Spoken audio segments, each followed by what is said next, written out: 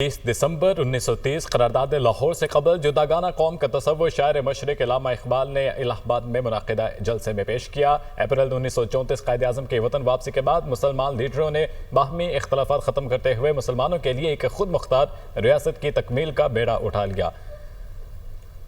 1940 करारदाद पेश करने के लिए लाहौर के मंटो पार्क में ऑल इंडिया मुस्लिम लीग की जनरल बॉडी काउंसिल का मुआहदा किया गया। 23 मार्च तजदीद अहद वफा का दिन योम पाकिस्तान मिली जोश जज्बे से मनाया जा रहा है।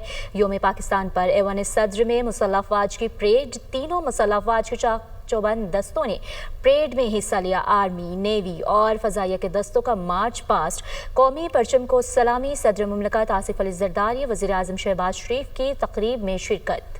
मुसल्लह अफवाज के दस्ते ने सदर मुमलिकत और वज़ीर आज़म को सलामी पेश की। Chairman joint chief of staff committee general Sahir Shamshad Mirza ने तकरीब में शिरकत की।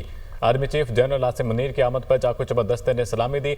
सरबराह पाक फजाइया air chief marshal Zaheer Ahmad Babar और naval chief admiral Naveed Ashraf भी तकरीब में शरीक हुए। चेयरमैन सेनेट, हुकूमती सियासी शख्सियात और गैर मुल्की सफरा की भी शिरकत। वफाकी दारुल हुकूमत में 31 और सूबाई दारुल हुकूमतों में 21 तोपों की सलामी। फजा में नारे तकबीर की सदाएं।